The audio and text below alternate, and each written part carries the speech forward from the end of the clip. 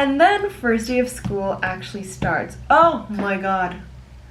I haven't even gotten to the first day of school yet. There's so much drama. This video is gonna be an hour long. There's so much. Okay. Hi guys, my name is Stella. I make videos whenever I feel like it, and today I'm gonna catch you guys up on how I got here, how I'm literally sitting in my parents' room in Hong Kong right now, and what I've been doing the past like 2.5 months, because it's been a crazy ride. I mean, going on exchange while COVID-19 is taking over the world was not something I expected. Grab your drinks, grab your snacks, and let's get started. So to guide this story, I'm gonna use my camera roll just to see how this all started. So this story begins in December, 5 days before Christmas. My study association it's called Intuos.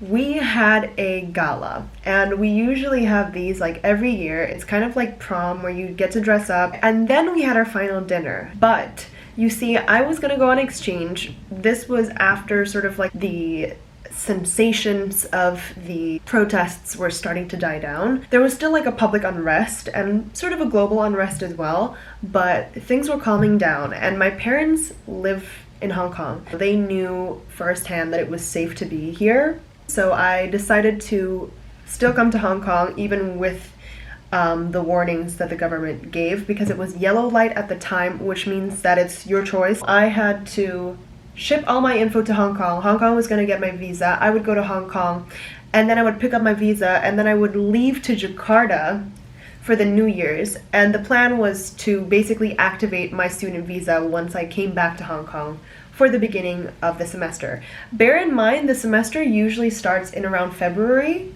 in the Netherlands, and here it was January 6th. So I had about maybe 5 days of a holiday. I didn't get a real like winter break. So 22nd December, cutting it short to Christmas, my aunt is already in Hong Kong with her 2 daughters, my 2 cousins, so they're waiting for me. My father works for an airlines in Hong Kong, and you can get like crew tickets, and how that works is it's kind of like a first come first serve if there are empty spots.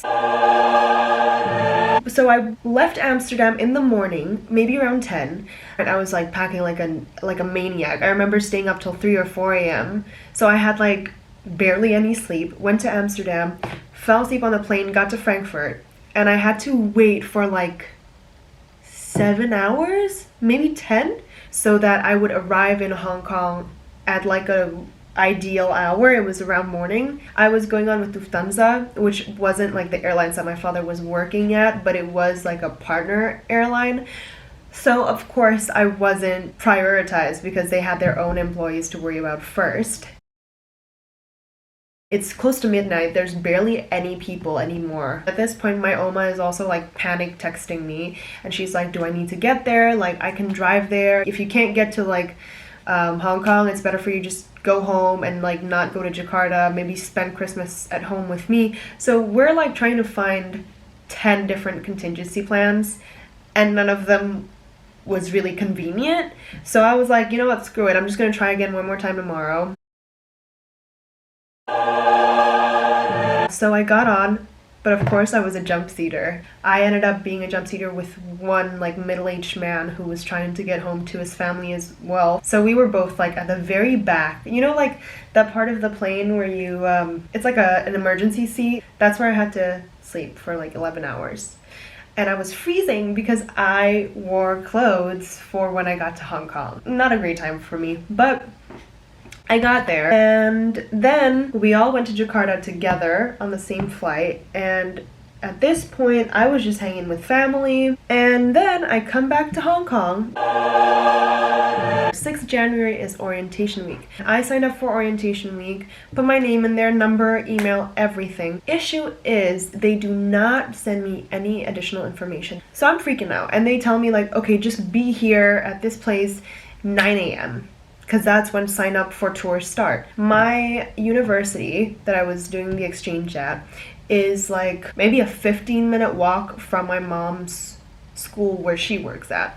So I was thinking like, I'll just go with them in the morning. They go with the taxi instead of the subway. And like my brother's friend also goes with them. So I was like, if I go with them, I can sleep for another hour. Like it won't matter anyway. I'll have to leave half an hour extra if I'm gonna go from home, and I wouldn't be able to do my makeup. So I was like planning this whole thing out. I get there. It takes a whole panic attack because I did not have like my Hong Kong phone like number on yet, so I didn't have data. So my mom has to draw out a mind map, not a mind map, a map from her mind to make sure that I know where to go and get to where I need to be. I get there. The thing is, they were doing renovations, so you can't tell where the entrance was because it's all covered with like construction barriers. Oh yeah, and this is also because they vandalized the MTR exit for my university because of like all the protests and the riots. So I had no idea how to get into my university anymore because the exit that you're supposed to take that like the university gave me was closed. So I get there and I'm like asking any kind of security guard I can find, and they get me in there, and I'm like trying to figure out where this building is, and I have to like ask 3 different security guards if they know, and most of them didn't speak English until there was one, and he was like, it's okay, I'll take you there. And I was like, thank God. At this point I'm freaking out because it's like 9:15 and I hate being late. I have like a Virgo mind, you know how it goes. So I get there, there's nobody else there. There's absolutely no one there. Like, I'm the only one. And I'm like, is this the orientation week? And they're like, yeah, you're the first one here. I'm like, great. And the thing is, because of the protest, there's usually like a few hundred students that go on exchange to Hong Kong City U, they said. And that year, or my semester, it was like maybe 40, if that. And all of the sign-up sheets were completely empty because there was no one there, and there were some students that hadn't even like arrived in the country yet. So anyway, there's like another girl that finally shows up, and I get to like do this tour with her, and the guy that gave the tour, Kenneth, super sweet if you're watching this, love you dude. Like he was great and we clicked right away. I clicked with the other girl that was doing the tour and it was awesome. Like at least I was making a friend, and she was also just as freaked out because she had never been to Hong Kong before. So we were all sort of like sharing the same vibes, and it worked out. Oh my god, no. At this point, the issue with the visa was that it was approved late. So we thought we would be able to bring it to Jakarta and then come back and activate it. The thing was, it wasn't ready before we left. So I had to like pull a quickie and get to the university during this first day of orientation, get my visa from the uni, from the office, and then I would have to do an impromptu trip to Macau. The thing was, I think at this point I didn't even have phone data yet. I still didn't. So after I had my orientation week, the thing was, because I wasn't a part of like a particular faculty that had all these activities planned out, I had like 2 events where I think I had like a mixer and then a trip to an island. Those were happening at the end of the week. And then I think on the Wednesday, my mom decided like, okay, this is a good time for you to go to Macau. And I had been before, but with a ferry. I think I'd been there twice with the ferry, but they just made a new bridge from Tung Chung, which is where my family lives. So they were like, why don't you just take the bus and use the new bridge? But I had never done that before. I had no data. I only had enough to call my mom. So I was only able to like make sure she knows when I'm like at the gate for, what do you call it? Immigration from Hong Kong and then Macau and then back. That was it. And if I needed info, I would have to call her, ask her to look it up, and then she could call me back. That trip was also kind of weird because I just sat in the bus for like 3 hours that whole day and then came back. And that was it. I didn't even leave the station when I got to Macau. I was like, I got out, had a pee, came upstairs, and was like, cool, okay, let's go. That's it. And then I just took a nap on the way back.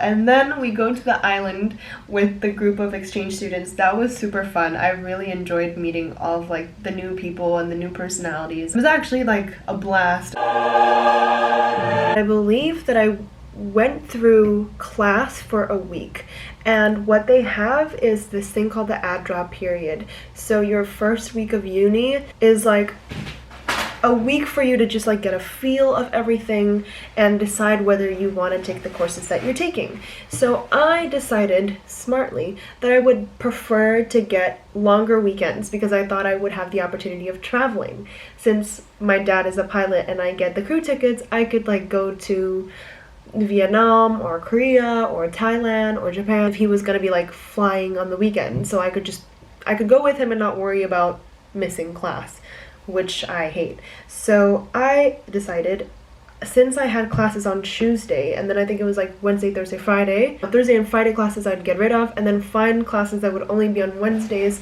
and then I would have Monday, Thursday, and Friday open.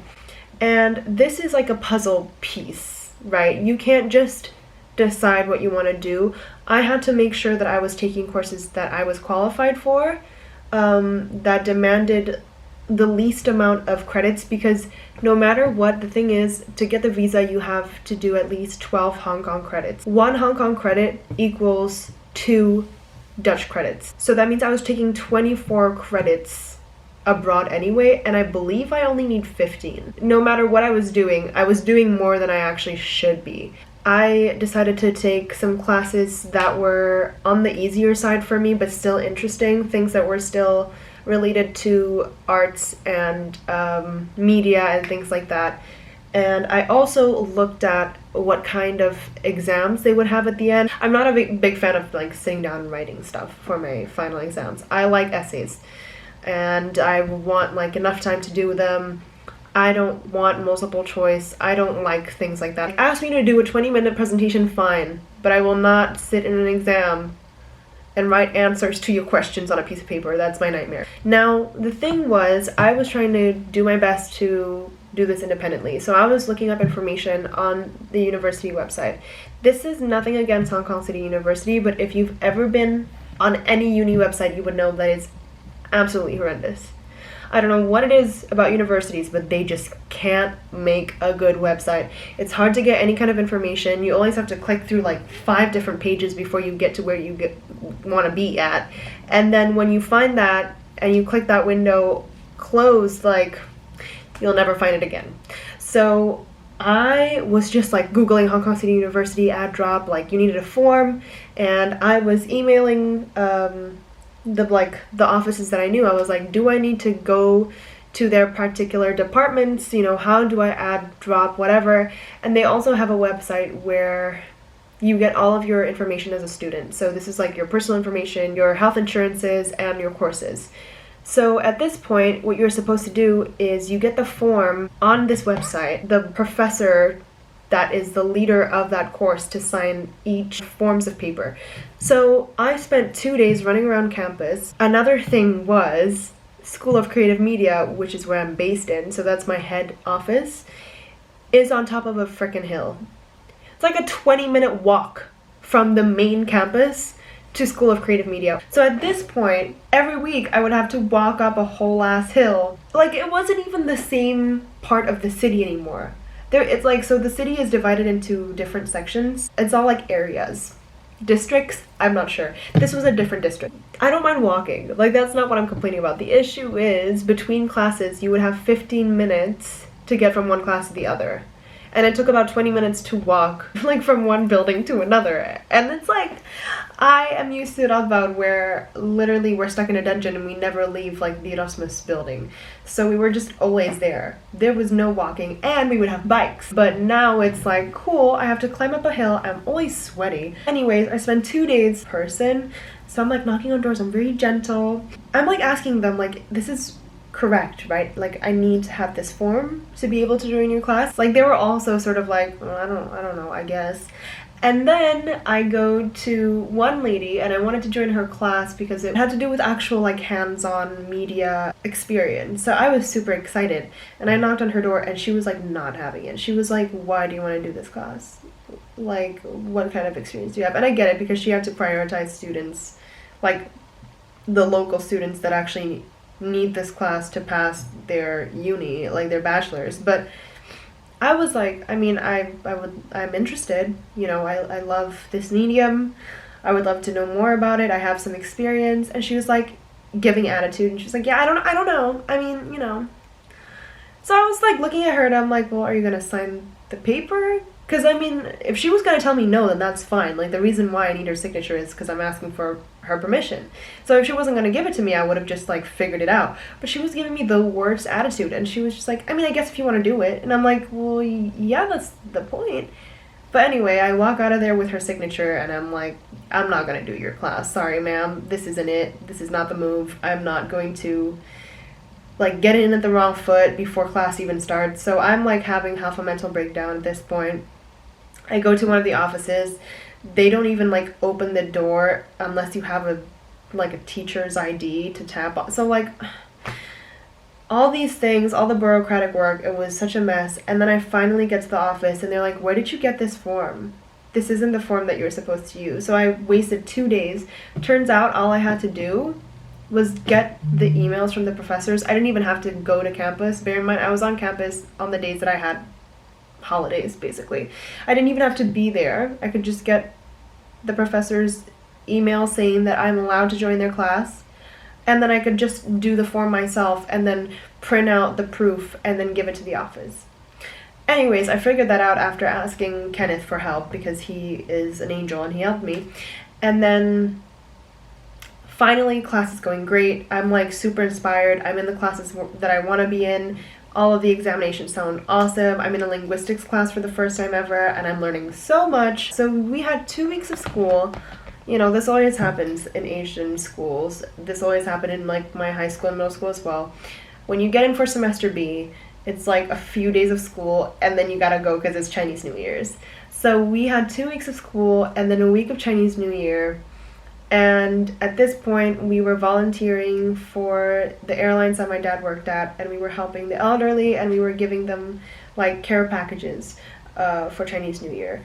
And then, so in this week that Chinese New Year's is happening, towards the end is my father's birthday. My dad was like, let's just go to Thailand for my birthday. We'll get like a cheap hotel. We'll fly out my grandpa from Jakarta. So we were like, okay, cool, this sounds great. Impromptu trip. We packed. We left at like 5 a.m. It was super fun. My grandpa got there. It was super fun. I loved Thailand. It was such a great time. The issue was I was getting nervous because I had a photography exam, and the exchange students like from back home from Lampao, and firstly, this is a history exam. I'm not good at that. I'm not good at that. I may be a Sag Rising, but I am not good at that. Second of all, this professor is known to be a tough professor, so all of his exams I've ever done, I don't think I've ever gotten higher than a 7.5. Which is like good for Dutch standards, but it's not that great when you compare it to the rest of my grades. So I was like, this is gonna be tough. And he briefed us before I left for exchange, and he was like, look, you guys need to know that just because you're on exchange and you guys are getting like a take-home exam doesn't mean it's going to be easier, it's going to be harder. And so I was like, cool, I'm screwed. At this point, I had to print out like maybe 200 in total pages of just photography history because I do not like retain memory properly if I'm reading through a laptop screen. So I was like, cool, if I'm going to like pass this exam, I gotta do it the right way that I know will work for me. So I printed all of that out. I had to bring it to Thailand, and as we were traveling and visiting temples and eating good food, I would have to go back to the hotel and just study. Then the time of the photography exam came, and I was like making sure I had all my notes. I was ready. I had like my weapons laid out in front of me on my desktop. And then I got a really bad headache, and I was like, I think there was like a pimple growing near my eye and it was like hurting me. So I thought, I'm gonna take a nap. And I told my siblings, they were there at the hotel with me, and I was like, you guys need to wake me up in an hour, make sure I'm awake, and then I have to do my exam. I managed to wake up, and that pimple had like gotten worse, and it was like right under my eyebrow, and it was hurting. And I was like, all right, whatever, I gotta let it go. I gotta do my exam. I do it. Not my finest work, but I did it. And at the end of the night, my pimple had gotten so much bigger, and I was like, that's really weird. My body does not handle stress well, so I thought, this is probably another one of those things. You know, I had never been in this situation before. I was like, whatever, let it cool down. I'm sure it'll be fine. My dad's birthday comes around. At this point, my eye is freaking huge. It's like the infection is huge, and I'm like, my eyes drooping down. My sister has a fever, so it's like my dad's birthday and Gwenny's like half crying, she doesn't want to eat, we're doing a buffet, and I'm like blind almost in one eye, and they're like, you know what, you gotta go to the doctor, you gotta figure this out. So we found a doctor that was near the hotel that we were staying at. We get there and she's like, it's probably an insect bite, it's fine, whatever, put a salve on it. We get here, turns out it's much worse, turns out it's an abscess, and they're like, you should not have put any creams on top of it because now it's not gonna work. So I go to the doctor here, they gave me antibiotics, and it's supposed to come to an eye where it could like pop. That never happened, and I was supposed to give it 10 days, and after 10 days, if it's still not working, then they gotta cut it open, because the doctor here was like, he wasn't playing any games. We're not gonna play around, you could go blind if it hits the nerves, like if it gets any deeper, gets any lower, it could get worse. And he was like, we're gonna have to get an eye specialist or a plastic surgeon, because they're gonna know how to do the incision without giving me a quadruple eyelid, basically. At this point, I was like, what else can go wrong? Of course, during this time, freaking coronavirus starts happening. So at this time, I'm like, class is canceled for 2 weeks at first. We were getting emails. My university was like, are you okay? I know that your school is like shutting down for a few weeks. Do you want to come back home? I was like, my family's here, I'm gonna stay here. They were like, okay, cool, do what you gotta do. At this point, I was taking my antibiotics and it was getting worse and worse. And the thing with an infection is your whole body is fighting it, right?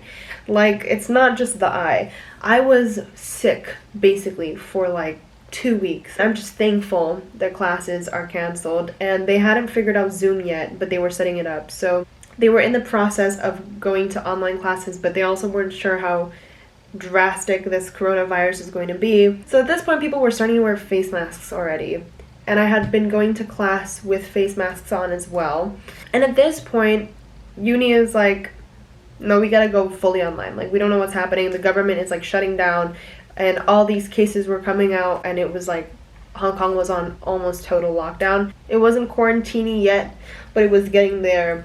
People were getting freaked out, but people were still like leaving their houses. So hospitals and doctors were on high alert. We had to go to like 2 separate hospitals and see like 2 different doctors, because everything was so expensive here.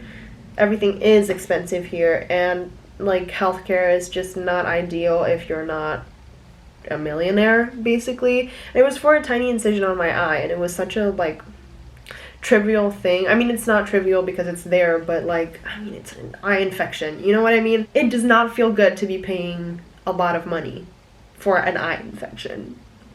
We were like, because we were freaked out with this eye infection, and we were also like dreading the fact that my parents were going to have to pay that much money, we were already at like a low, and we got there and we're trying to get our temperatures and making sure that we did not show any symptoms of pneumonia. Then they were like, only one parent can be here. So my mom is like taking me there, and they're like, you are gonna have to go full anesthesia, and that's what my parents were fearing. The actual surgery itself actually was pretty funny, because nothing really perfectly captures fully going under.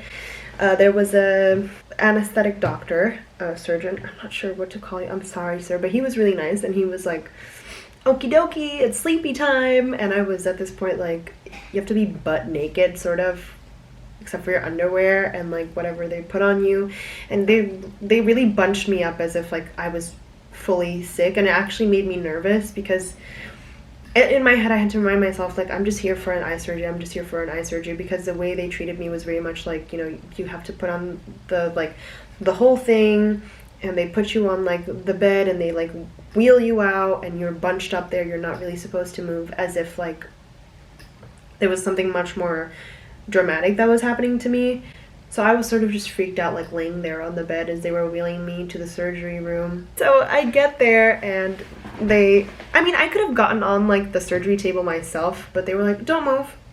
And they took the blanket that I was laying on, and they just like slid me onto the table. Like, you know, when somebody tries to like slide off like a tablecloth without moving any of the things on top of it, that's what they basically did to my naked ass body. And I told the guy like, can you please put the what do you call it? Like whatever.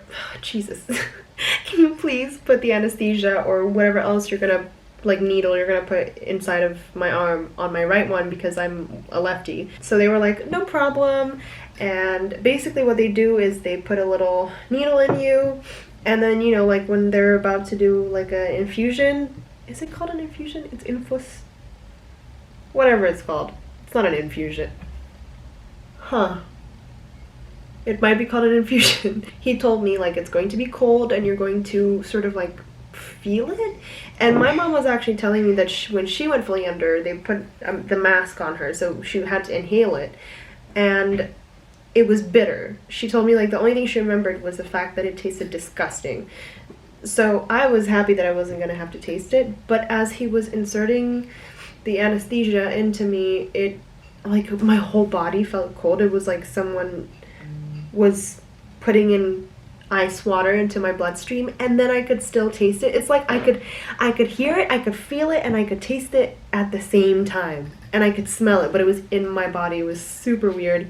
And he was like, I'm gonna count to 10, you know, and then you'll just like black out. It wasn't even a slow fading away. I was like 10, 9, 8, like I was gone.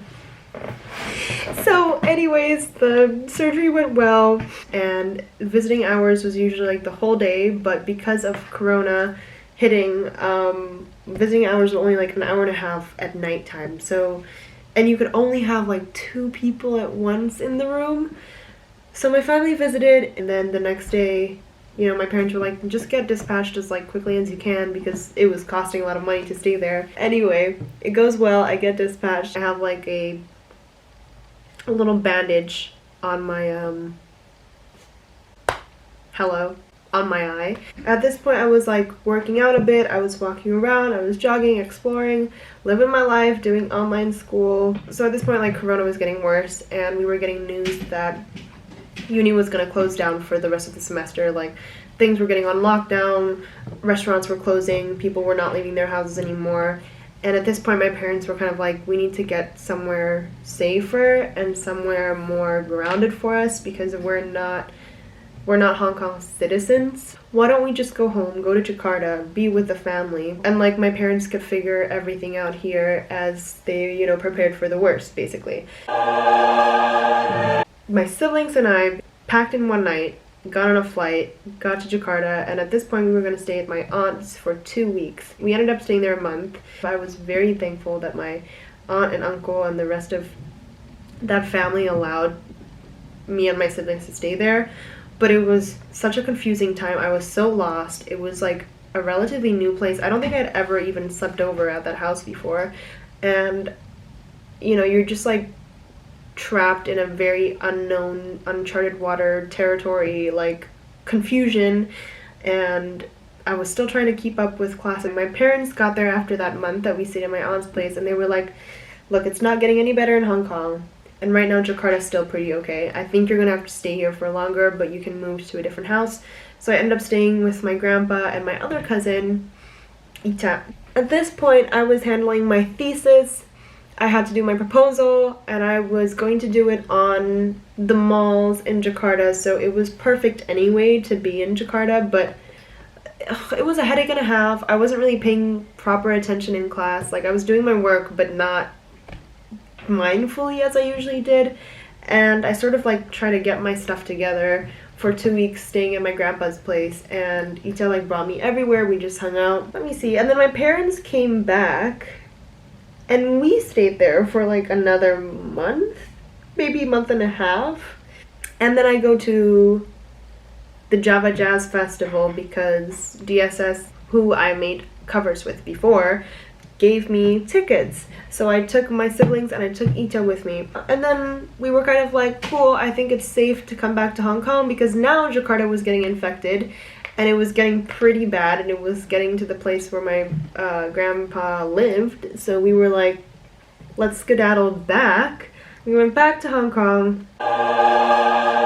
My exams that were happening from home, from Radboud, were getting cancelled because Radboud was closing until 1st of June. And they were going through their own drama, so my friends from back home were like freaking out. But it was like a lagged panic because It was like 2 months after I was panicking. Now we're here. That was the longest story I've ever told. That was so long. That was like January until March.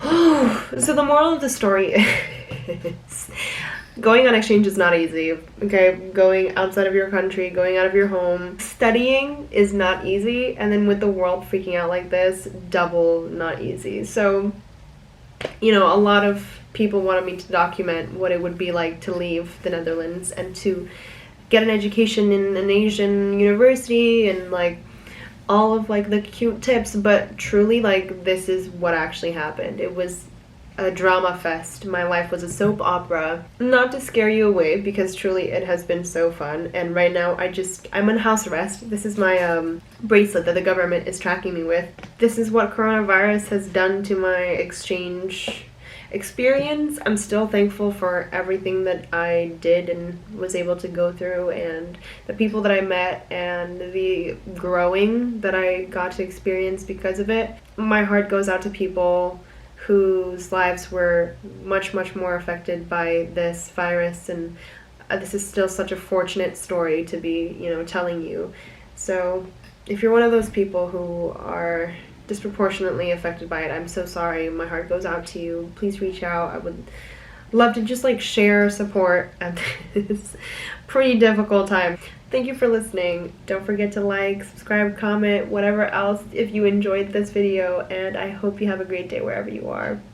Bye.